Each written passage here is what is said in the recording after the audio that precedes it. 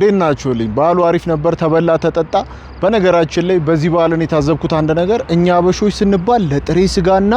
ለክትፎ ያለን ቦታ እጅግ በጣም ከፍ ያለ ነው ከመነግራችሁ በላይ ታዲያ እንደዚህ አይነት ማዕዶችን ደግሞ ሰፋ ባለ ሳሎን ውስጥ ከቤተሰቦቻችን ጋር ከወዳጆቻችን ጋር ብንቋደስ መልካም አይመስላችሁም ዛሬ ሰፋፊ ሳሎን ለምትፈልጉ ሰዎች ትክክለኛውን ቤት ነው ይዤላችሁ የመጣሁት የሚገኘው ቦሌ ቡልቡላ ነው 300 ካሬ G+2 ፕላስ ቴራስ የሆነ ቤት ነው ማስጎበኛችሁ ቪዲዮውን እስከ መጨረሻው ተከታተሉት ሼር ላይክ ኮፒ ሊንክ ማድረጋችሁ እንዳይረሳ ዳይ ወደ ቪዲዮ ከውጪ ስንጀምር እንግዲህ የማይሰለች አይነት ቆንጆ ዲዛይን አለው ባልከኒ ያለው 300 ካሬ ዲጂታል ካርታ ያለው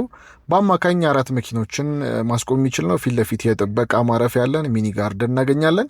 G+2 ፕላስ ቴራስ ነው ባልከኒ ያለው ጽድት ያለ ቤት ነው ውስጡን እንግዲህ ቶሎ የምንጎበኝ ይሆናል ማቴሪያሉ የተጠቀሙት ማቴሪያልም እጅግ በጣም ኳሊቲ ነው እዚህ ጋር እንደ ሚኒ ሳሎን ነገር እናገኛለን የከለር ምርጫቸው ኮምቢኔሽኑ አሪፍ ነው ግራውንድ ላይ የጋራ ሻወር ሽንት ቤት አለን እዚህ ጋር አቅሙ ደከም ላለ ሰው ለትልቅ ሰው ደረጃ መውጣት ለማይችሉ አንድ መኝታ ቤት አለን ይሄ ክሎዝድ ኪችናችን ነው እጅግ በጣም ሰፊ ነው ናቹራል ላይት እና ናቹራል ቬንቲሌሽን በአግባቡ የሚያገኝ ነው አፕስቴር ላይ ስንወጣ እያንዳንዱ መስኮት አለው ደረጃው ዲም እንዳይሆን እንዳይጨልም ታስቦ የተሰራ ነው እኔ ከዚህ ቤት እጅግ በጣም የወደድኩት እንግዲህ ሳሎኑን ነው ሳሎን መሰረታዊ ነገር ነው ከወዳጆቻችን ጋር ከዘመድ አዝማድ ጋር የምንበላበት ማዕድ የምንጋራበት ስለሆነ ወሳኝ ነገር ነው ኦፕን ኪችን አለው በጣም ሰፊ ነው እንደምትመለከቱት ላይቲንጉ ሁሉ ነገራቸው በጣም በጥሩ ማቴሪያል የተሰራ ነው እዚሁ ሳሎን ጋር ደግሞ ሻወር ሽንት ቤት እናገኛለን ይሄኛው እንግዲህ ሁለተኛው ፍሎር ነው ማስተር ቤድሩሙና ሌሎቹም አብዛኞቹ መኝታ ቤቶችን የምናገኛቸው እዚህኛው ፍሎር ላይ ነው እቺኛዋ አንደኛዋ የልጆች ወይም ደግሞ የእንግዳ ማረፊያ ልናደርግ እንችላለን የራሱ የሆነ ሻወር ሽንት ቤትም አለው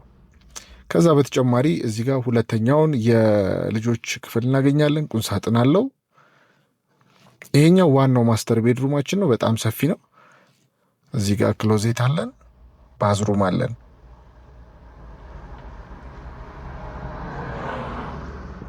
እቺኛዋ ደግሞ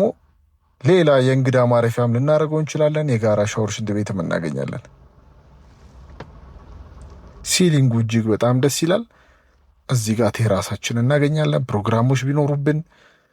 ጂምም ራሱ መስራት ብንፈልግ እነዚህ ትራንስፓረንት የሆኑትን ቆርቆሮች በመጠቀም ቆንጆ የጂም ቦታ ልናደርገው የምንችለው ነው የጋራ ሻወር ሽንት ቤት አለው ስቲም እና ሳውናም ከፈለግን ይሄንን ክፍል መጠቀም እንችላለን እዚህ ውስጥ ልንሰራ እንችላለን ማለት ነው እቺኛዋን እንደ ቢሮ ብናረጋት